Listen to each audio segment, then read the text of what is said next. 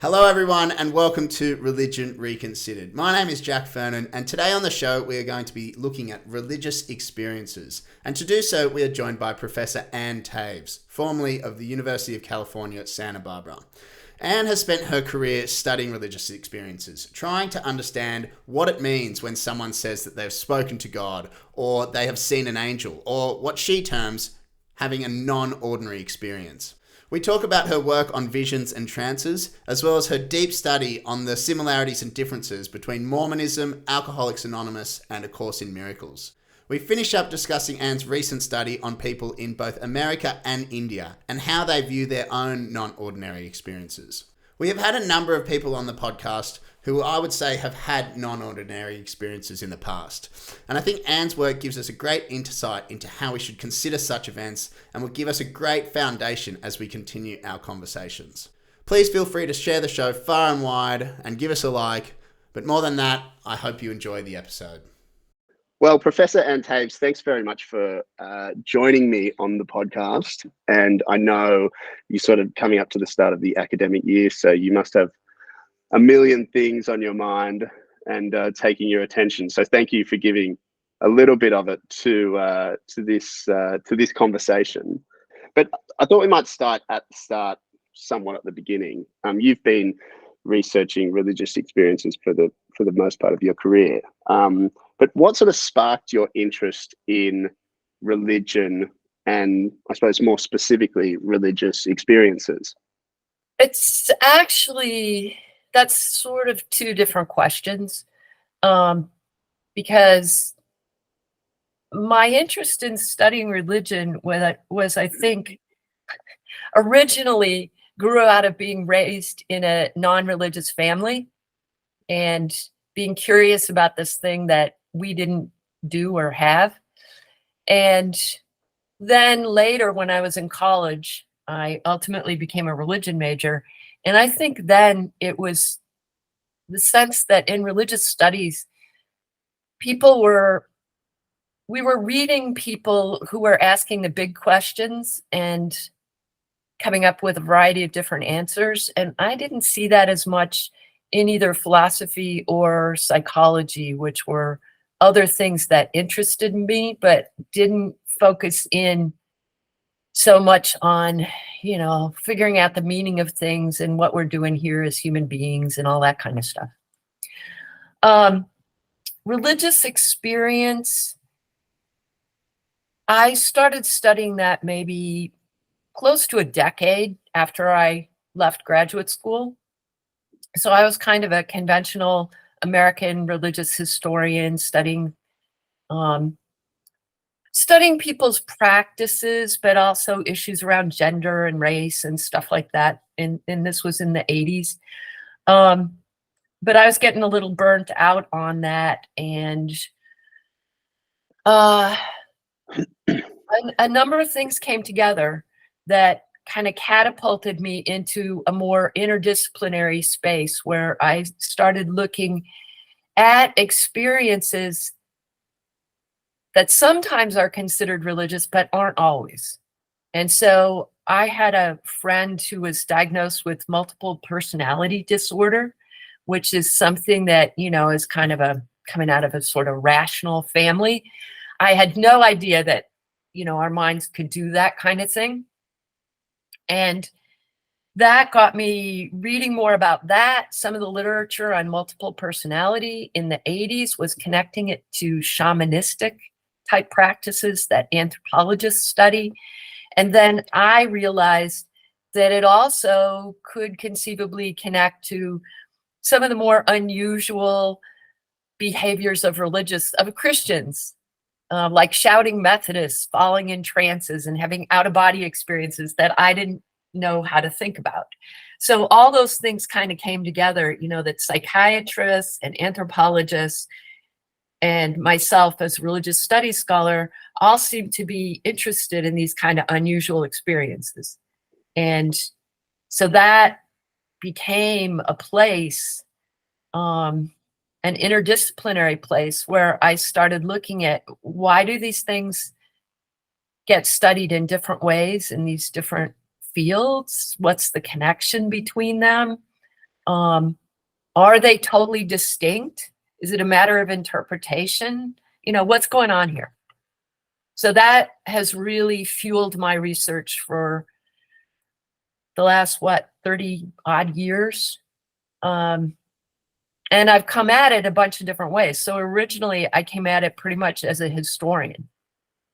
And more lately, I've been coming at it from a more cognitive science, psychological perspective, and trying to use survey research to get at some of these issues. Yeah, because your first work, Fits, Visions, and Trances, is that sort of historical methodology Exactly. that you're talking about there. Yeah. And that was looking at sort of exactly as you said, Fits, Visions, and Trances over a few sort of centuries. What was the main sort of things that you were drawing out of that work, and was there sort of a noticeable development in the way that people were looking at those sorts of events? Yeah, no. Good question. The big thing that struck me was by setting up that book so that I was tracking these involuntary experiences, experiences where people would experience things that they didn't think they were causing. And looking at how they interpreted it and how other people interpreted it and tracking that over time, it made it really clear that these experiences could morph. I'm not sure of a better way to say that.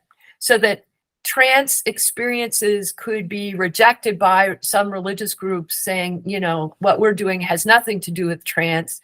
But then spiritualists might decide, oh, no, trance is a portal into other realms, or a means of becoming a medium so that I can contact spirits. So they would explicitly sacralize it, turn it into something religious. And then other people would come along and they would critique that and debunk it. And, back and forth, this sort of process of unfolding. And actually the spiritualists were kind of a key piece in the process, emerging in the middle of the 19th century, because they were, at least in the kind of Anglo-American, British, US sort of world I was looking at, it had been very polarized between the religious people and the medical type people. But with the spiritualists, they started arguing, oh no, we can take that and we can build on it. We can go somewhere else. And I mean, they're learning how to cultivate stuff. They're learning how to train people to be mediums. I mean, not that some people wouldn't have more ability than others, but the idea that you can practice and that you can learn to do things is very prominent both in the spiritualist and then later some of the occult, esoteric traditions that are linked to that. You were asking what came out of it. And so I guess I was making 2 points about that. One, it was about the malleability of experiences, how they can change over time, both the interpretations and the nature of the experience. And second, that in the middle of the 19th century, you see the emergence, at least in the context I was looking at, of this new type of group that's really not opposing religion and science in the way, or religious experience and pathological experiences in the way that was much more common prior to that. By that, do you mean they're not taking that, I don't want to use the word cynical, but they're not taking that medical view of there's something wrong here. They're sort of taking the more pragmatic or hopeful view, that there is something, that there could be something here, and let's work with it. And William James, in many ways, is the kind of quintessential person representing that kind of view in a, making a case for that sort of view. Yeah. Do you think in that sort of that medical sense, in terms of what you're looking at, do you think there's even it's either an important or even an interesting question to ask whether such religious experiences are quote unquote real? Well, there's two senses of real that I think we should distinguish, because people certainly have these unusual experiences. They are real in that sense. But often when people are asking about if they're real, they want to know, well, was it really God? Or, was it really my dead loved one? And that question is probably impossible to answer from a scientific perspective. Either way, actually. I mean, science, we don't have evidence that can establish that reality. So that becomes a faith question. And that's where religious groups play a really important role in coming up with what they typically call discernment criteria. So they have ways of deciding whether something from their point of view is authentically what people might think it is. And often that includes things like whether or not it's congruent with their, general beliefs. And if the person's behavior is congruent with how they think people ought to be behaving. So if you have some experience and you claim it's God, but you're behaving totally immorally relative to, what your group thinks you should be doing, they may conclude that, this is some sort of false spirit that's leading you down the wrong path. Yeah, in which case you might start your own path. And exactly. Yeah. Right. Yeah. And we certainly have a lot of examples of that. Joseph Smith and the beginnings of Mormonism is a great example of somebody who would be considered a heretic by the Protestant groups of his time, but then established his own, established a new religion, basically. Yeah, it's interesting. In the past few months on this podcast, we've been taking somewhat of a deep dive look at Julian of Norwich, who I'm sure had sort of trance or vision experiences. And I think what's interesting about her is that she was sort of coming out with new ideas at quite a heretical time when the church was scrupulously looking at what it believed and how sort of new ideas were conflicting or congruent with those beliefs. And she was able to sort of thread that quite well and gain acceptance from the church. And she's almost a useful counterpoint to look at Joseph Smith in that sense. Exactly. And yeah, I think that's a great example. And being aware of how carefully they threaded that needle that you're talking about, and how much they were being monitored. I mean, there's a lot of examples of that in the Catholic tradition, and it's one of the traditions, that has developed over the centuries really clear guidelines for evaluating these things. Yes. So can you talk me through some of those guidelines, perhaps briefly? From what you're saying, it's really just like, are there different guidelines in different sort of religious groups, or do they sort of all coalesce around the same idea of conformity? William James had, a basic criterion that's quoted a lot, which is that you need to focus on the fruits, not the roots, not arguing about the source, but you evaluate in terms of the outcomes. The one I've looked into most closely, I found the instructions, the current Catholic instructions to bishops for evaluating apparitions, claims about appearances of Mary. And as I recall, some of the things that I was just mentioning were critical there. That first of all, any claims that the person was making or that the apparition was making had to be congruent with Catholic doctrine. And the behavior of the visionary had to be in accord with Catholic moral teachings. The interesting thing about that is it really brackets the nature of the experience itself. That, you know, if she's in a trance or whatever, that's not so critical. It's really what's being claimed about it and whether it forwards Catholic teaching or in some ways challenges it. So I would expect, you know, in their own way that we'd see similar kinds of things with other religious groups. For example, in Islam, you know, it wouldn't be legit to claim to have an experience that somehow was equivalent to Muhammad's. In Mormonism, they have direct revelation. Everybody can expect to get ongoing direct revelation from, you know, God. But it's all in a kind of hierarchy that if you're a kid, any revelation that you get needs to be congruent with your parents, whatever revelations your parents are getting.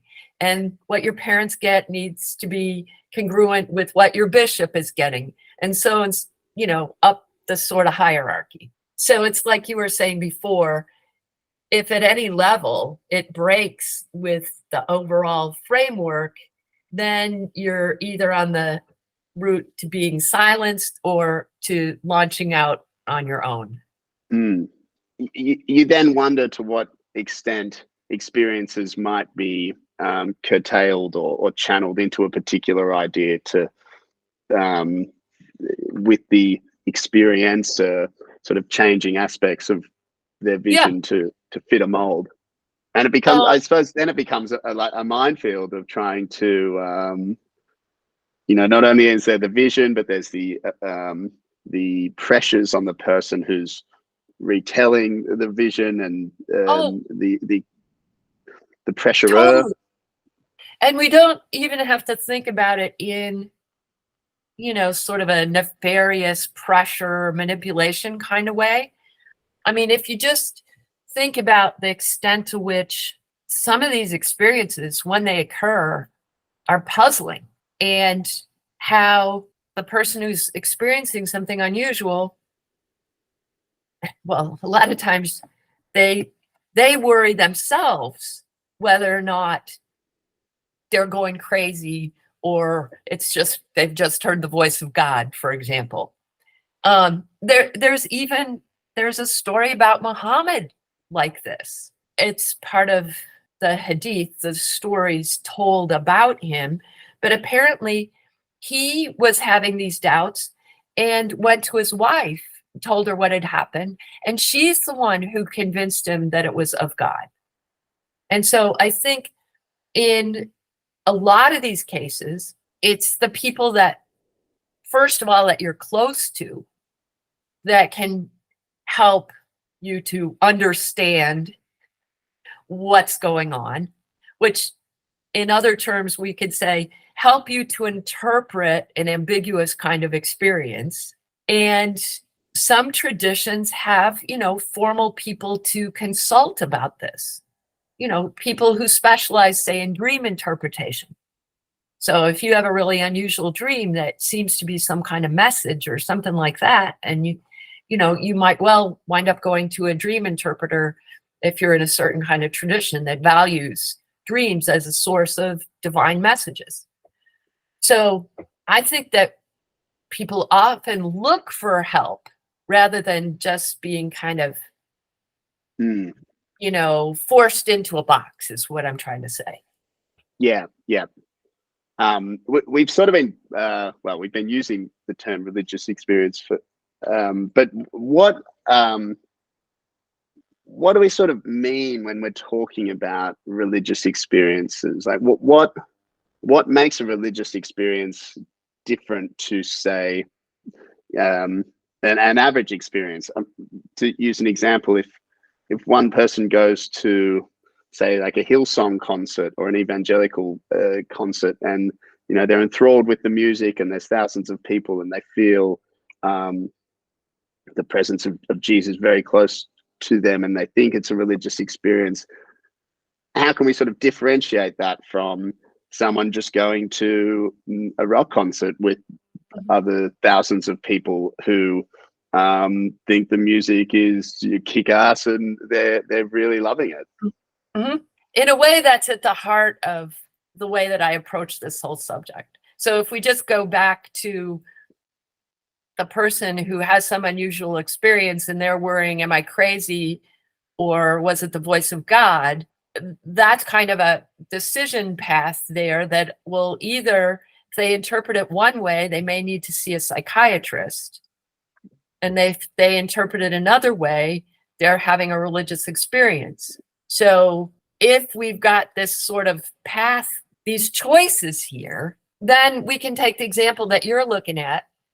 And if we try and describe it a little bit more generically, we're talking about, actually, this is an item we tried to work out for our survey, as experiences in a large group where you seem to become one with something larger than yourself, for example.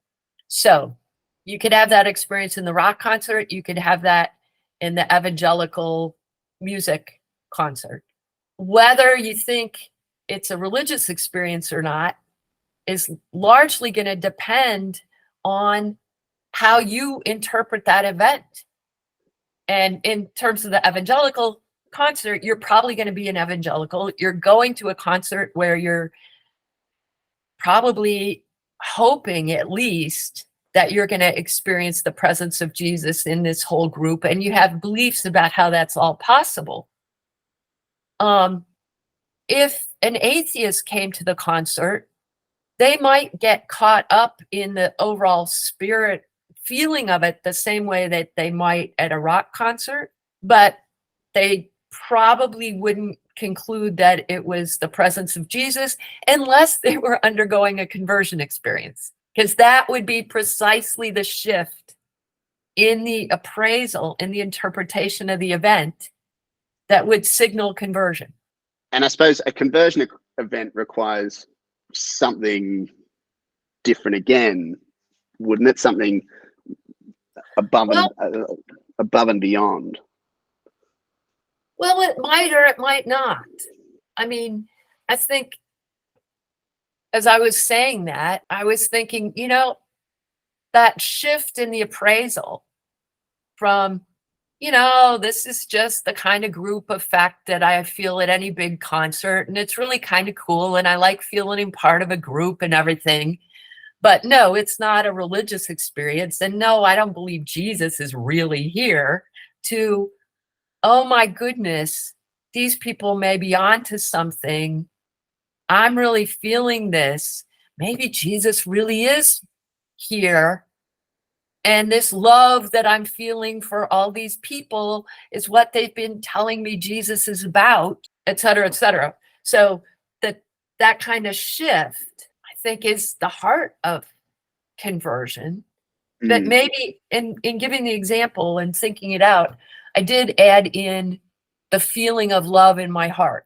So maybe that would be an added bit there that our hypothetical person didn't normally feel in the regular rock concert. And so, yeah, there may be added things, and a lot will depend too on what the person's coming in with. Why did they go in the first place? Yeah. What's their existing preconditions? Are they are they an atheist going in to sort of poke holes in everything that's said, or are they an atheist going in who's perhaps open to accepting something different to their current position? Yeah, except that there's all these stories that at least Protestant conversion stories, of the atheist going in just to poke holes, who the Holy Spirit just strikes him down and bang. Yeah. Well, I guess it's sort of similar to that Paul conversion story where you're the arch enemy, but Right. then Right. overcome. Yeah, Um, exactly. mm. And then I suppose then the cynical question is, well, did you actually feel that beforehand, or are you just saying that to give power to your conversions? Or is that polarized place a sign that you're really engaged with this issue? I mean, if you're fighting it that hard, you're not indifferent to the subject. If you're Paul fighting Christianity, attempting to extinguish this new movement, you're putting a lot of energy into that.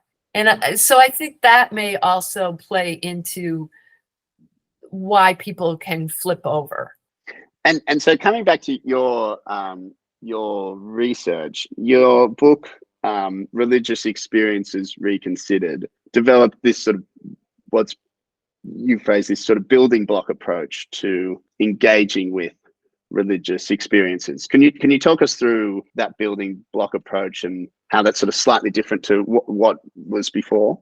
That book was really elaborating and making more explicit the kinds of insights that I was seeing from approaching these experiences historically. And so when I talked about how they could morph, and now we've been talking about the role of interpretation or appraisal, the building block approach was really identifying how we can take an experience that somebody characterizes as religious, how we can look at the components that make it up. And so when I took the example of the two concerts, right, and then tried to describe what was common to the two concerts, and which was this experience of, say, feeling one with the group, and then the two different interpretations, what the description, the generic kind of description of the event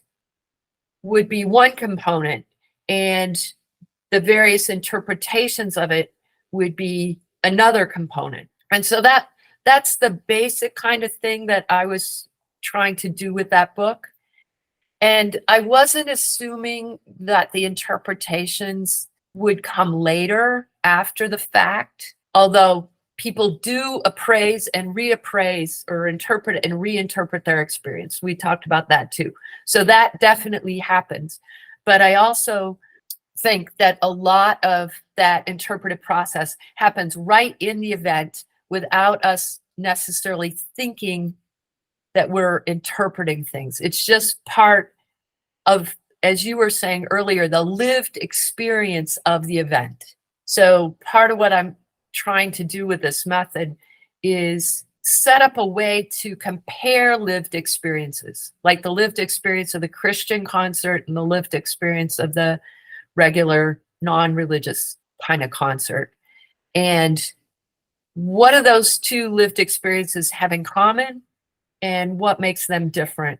And if we look at those parts and how they interact to form different experiences, it gives us a way to start analyzing experiences outside of these set categories and starting to see how the types of experience emerge and get created.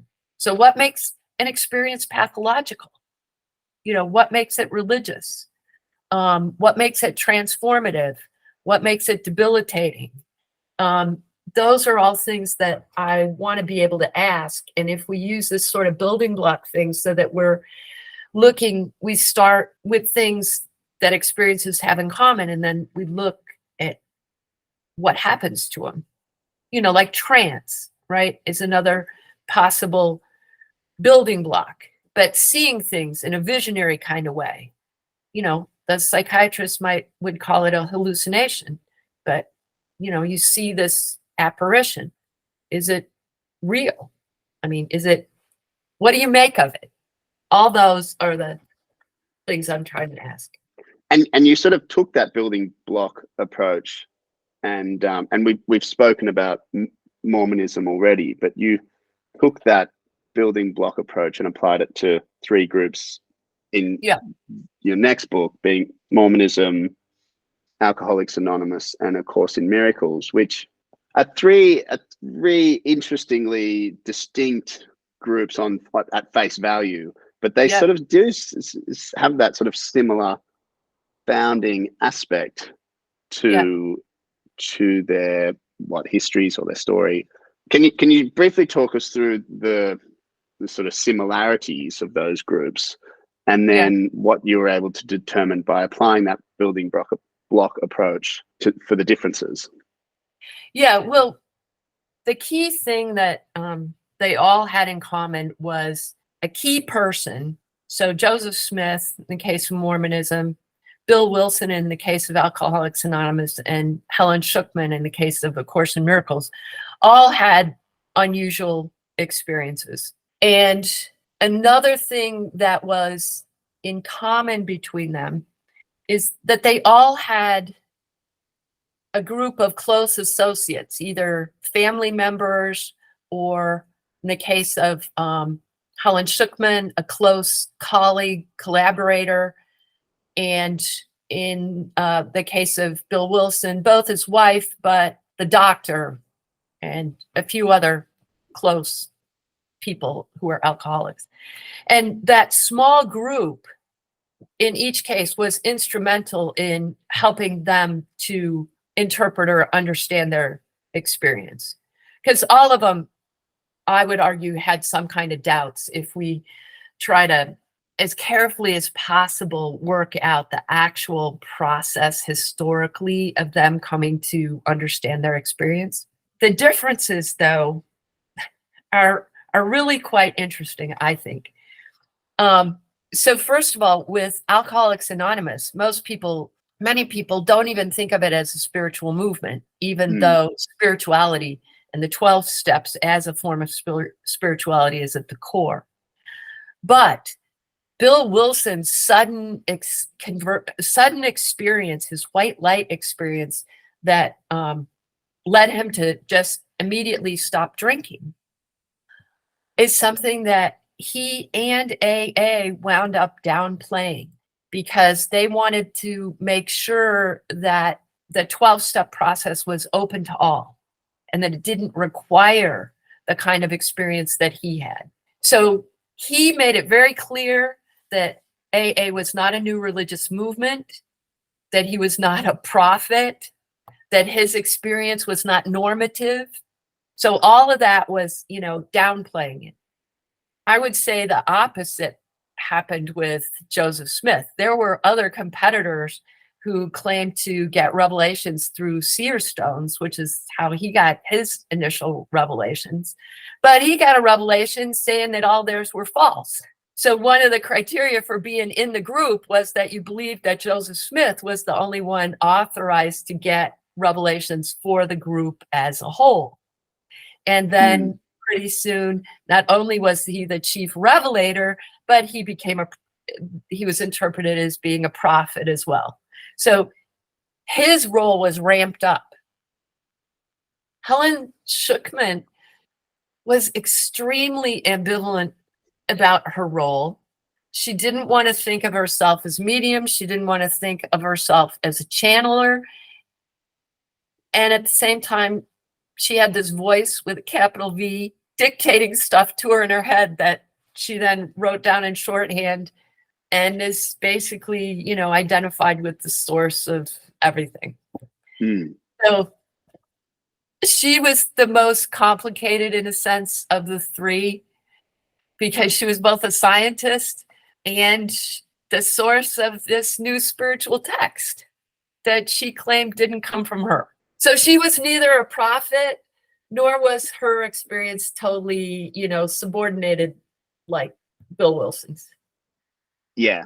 And so I suppose those similar experiences at the start mix in with the group in the middle and then produce three very divergent paths based off that interaction with the group. So it sounds in that sense that the group that the experience is first what related to is quite then instrumental in determining the. Yeah, I think that's absolutely critical. But the content, the content of the revelation, in quotes, is also critical.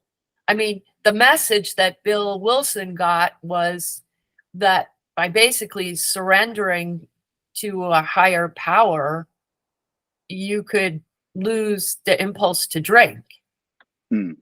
And Joseph Smith's revelation is that there's a whole New Testament, there's a whole New Testament superseding or adding to the New Testament and Old Testament. And, it has content about ancient Americans and all this, ancient peoples of the Americas. And Helen Schucman, The Course in Miracles, has all this content about the non-dual nature of everything and, a very unusual interpretation of Christianity. And I guess also the context of the time matters massively here as well. I mean, you talked about the other proposed prophets who had seer stones in Joseph Smith's time, as well as Bill Jones was sort of sounded like he was surrounded by other alcoholics at the time with his friends. There's that context in which the revelation comes into. Absolutely. And I suppose that's the person coming to the rock concert with their existing baggage. And, if we leap to a totally different kind of example, we can see kind of a microcosm of what we're talking about.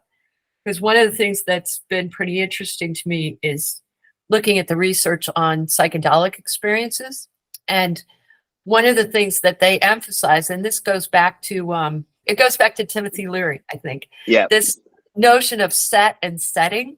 And that concept was specifically developed in relation to the psychedelic drugs, to say that the nature of the experiences that you have with psychedelics, the drugs make a difference, but the mindset that you come in with and the setting, i.e. the context, interact with the drug effects to produce the experience.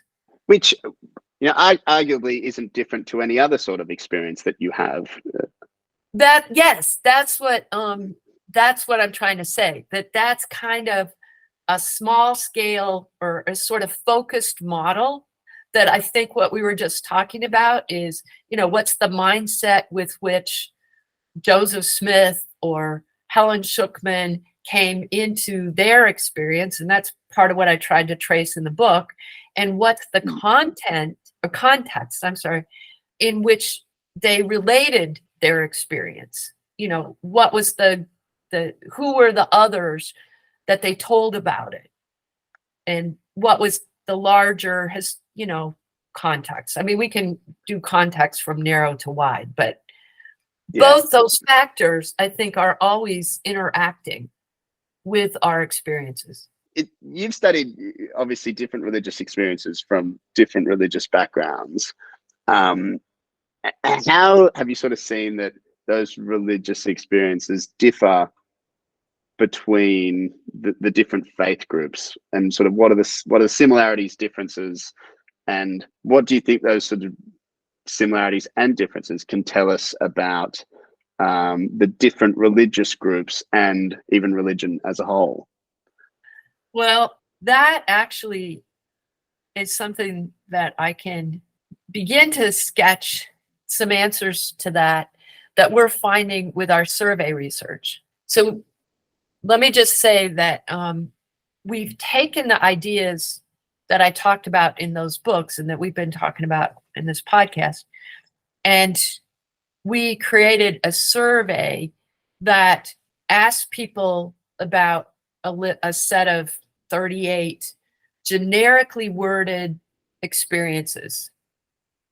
Like, I've experienced light or lights that seem to have a non-ordinary source, or I've had an experience in which I seem to leave my body, but also some emotions. Like, I've had an experience of love that stood out from all other such experiences, or I've seen messages or hints in things around me. I'm paraphrasing. I can't recite them exactly. And then if they say yes to an experience in an online survey, we asked them a set of follow-up questions. We asked them about their mental state at the time, including if they were asleep and dreaming, or if they were on drugs or other, mind-altering substances, or if it was an everyday waking consciousness, etc. But we also asked them the effect on their life, and we asked them if they thought it was religious or spiritual, if they thought there were agents involved, i.e. God or gods, or some other kind of spiritual entity or force. Anyway, we translated the questions into Hindi, and we spent 3 years asking them questions about our questions to see if they understood, if Americans understood our questions in the way we intended, and if the people in India understood them in the same way. 3 years questioning about the questions. Yeah, 3 years questioning about the questions. But we finally, and we started out with more than 38 questions. So we narrowed it down to 38 that we were pretty confident they were understanding in the same way. And we started collecting and analyzing the data on this. So to go back to what you were asking. So we've got some data on India, and we've got a bunch of data from the US. And the US data, we've got a lot of people who are neither religious nor spiritual.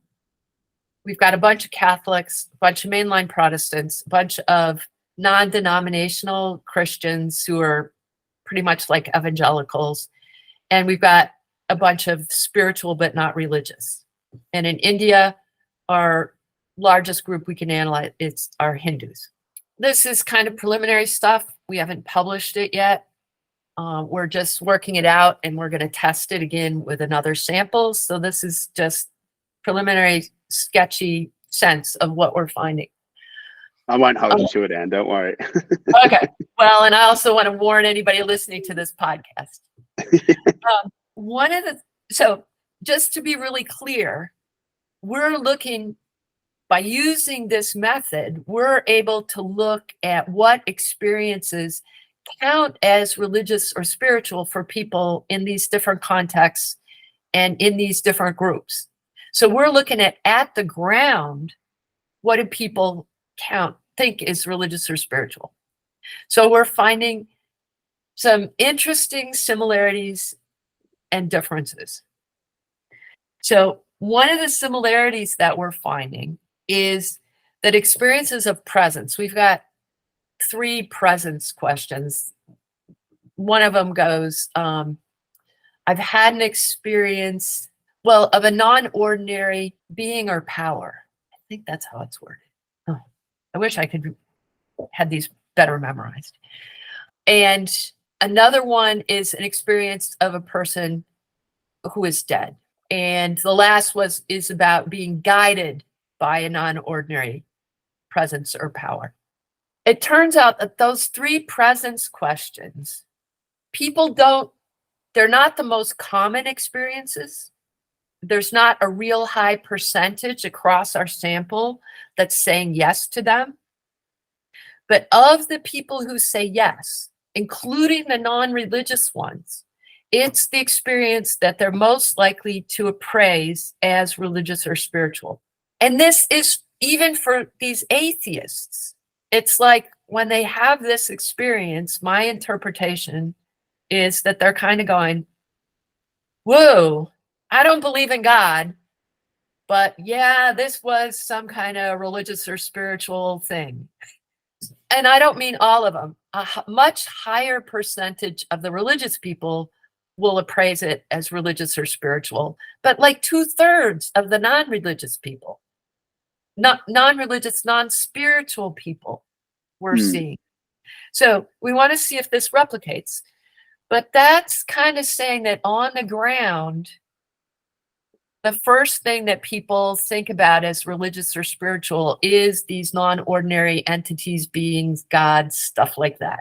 We're also finding that we've got an item that we call diminished self, which goes, I've had an experience in which I felt small in relation to something great, something large or powerful. Well, that one also tends to be not as much as the presences, but it also tends to be appraised as religious or spiritual by everybody, not as much by the atheists, but still less than presences, but more than other things, which suggests a different definition of religion. This is the definition of, sort of William James Moore, that, religion is about losing myself in this great more, this something beyond me. But then we've got all these emotions that we put in, like love and peace, but also fear. We put in some negative ones. But peace is appraised, experiences of peace that stand out from all other such experiences. Those tend to be very highly appraised as religious by both the Christians and the Hindus, but not by our atheists. So what we see with that is experiences that the group decides based on their theology are extremely valuable, need to be cultivated, go to the heart of the tradition, like God is love, or Jesus is the Prince of Peace, these things that are at the core of the tradition. And so they're valorizing them. They're seeing them as religious or spiritual. They're cultivating them, but the atheists aren't, or they're not having the experiences as often, it looks like. They're still having them, but they don't interpret them as religious or spiritual. So they still know what love and peace are and have experiences of that, but not as often, and they don't consider it religious or spiritual. And in terms of differences, one of the most striking differences we found is we have a item that we call devotion people, which is about, I've had an experience of devotion or attachment or something like that to a teacher. Oh, it's a list of people, kinds of people. It's basically, the Indians are off the chart on this one. And the Americans, no, not very high at all. It's the guru question for India. Right, yeah.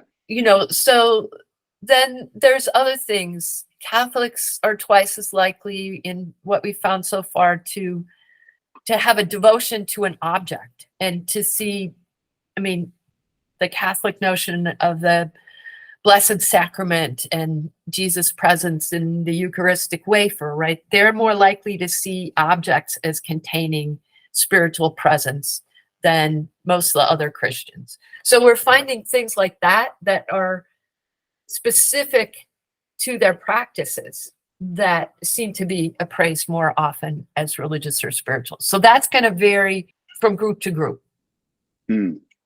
So overall, we got some things that everybody seems to appraise as religious or spiritual if they have that experience. Well, everybody's too strong, are disproportionately likely to be appraised that way. Some that it looks like at least US, the predominant groups in the US and India would appraise as religious or spiritual, and then other things that are unique to the tradition itself. It sounds like that's a bit of a sliding scale between the more sort of extreme the experience is, the more likely people in general are to experience it as religious, whereas the more mundane's not the right word, but perhaps more common experiences can be viewed more as sort of everyday non-religious encounters. Yeah, the way that we're thinking about it is that the presence experiences and some of our other experiences evoke or involve an inherent sense of otherness, the phenomenology of the thing that we're asking about. And we're thinking that when a sense of otherness gets evoked for people, that's the easiest thing to associate with religion or spirituality. That sense, that we could also connect with awe, the sense of being part of something bigger, that seems to be the second level contender. Sort of the sense, of feeling yourself become small in relation to something large. But then the other ones, we're since we call it the inventory of non-ordinary experiences, we're hesitating to refer to the other experiences like love, peace, etc. as ordinary. So we're kind of struggling with that right now. But in our own discussions pre-publication, we're calling them ordinary in quotes. Right. Yeah. Yeah. You almost like create a little bind for yourself of how to but what we're also finding is, well, we have some experiences in the inventory that are usually characterized as paranormal, and we don't know. I'm suspicious of paranormal as being more of a Western category and so we're very curious also to see how often those are praised as religious or spiritual, and to what extent they get incorporated into, somebody's religious worldview. And then, if you have an ESP type experience, well, that then becomes a religious experience. So part of what I'm trying to say here is that we deliberately put a range of things in our inventory that we think potentially could stand out for people, but wouldn't necessarily. And that's what kind of got us into this bind, now that we're trying to look at how they're clustering in different ways and how we've got some different types in there. And we got to work that out. Yes. And then, as you sort of mentioned, I suppose there's the paranormal experiences, because they could very neatly fit into that that sort of other presence that you're talking about. I'm not sure they quite do, because ESP doesn't really have an other in it. Well, there's the other person, but there's not an other of the, I don't know, there's not a deity type other. There's not a spirit type other. Yeah. And it with an out-of-body experience. Yourself, the experience of yourself leaving your body. So there's it's still you. Yeah, that are harder to characterize, but actually out of body wouldn't necessarily be ESP, but say past life. That's another interesting one that I'm not sure. It doesn't have deity type other. It's like another self. It's me in another body. So but it's not ordinary like love. Or compassion. Yeah. No, you don't hear many songs in the top 40 about people living past lives. Right, love seems to be a more common experience in that respect. Yeah. But it just sounds fascinating to be getting to sort of a real sort of scientific analysis of some of these questions that are so often looked at, sociologically, anthropologically, historically, as you've done, and really take sort of a fine tooth comb through it and say, okay, what's going on here? What are these sort of experiences? Because from sort of a broader perspective, a lot of these experiences make up the basis of people's lives, let alone their religious lives. Yeah. I think that these more emotional type experiences that are associated with religion, but that could be seen as more ordinary, are going to play a lot bigger role in religious experience than we tend to think. That when people get excited about religious experience, I think it tends to be around the rarer, more unusual ones. So I think that we may, have a kind of see a pattern emerging that we can document, but that's just hunches on my part. Oh, well, hunches can very often be correct. Yeah. Well, and I think that's probably a good place for us to leave the conversation. And I think we've sort of not necessarily come full circle, but there's a few open-ended questions there that it'll be interesting to see what some of the answers that you reach. But I think in general, it's been a really fascinating conversation to look a little bit more into how we can consider these questions, or how we can consider these experiences when they're presented to us in a more sort of nuanced and intelligent way, instead of it just being the ramblings of a mad person, or the divine revelations of a new prophet. I think there's definitely an interesting middle ground that needs to be considered. But I've very much enjoyed the conversation, and I hope you have as well. Yes, absolutely. This has been a lot of fun. You've asked great questions and really walked me through a big swath of my research life. So that's kind of cool. Yeah, this is your life for research. Yeah, really. Yeah. Okay, Anne. Well, thank you very much for taking the time to talk with us. And yeah, I mean, I think maybe we'll be in touch in a few years to see where you're up to. That'd be great. And good luck with your podcast. Thank you very much, Anne. Okay. All righty. Bye-bye.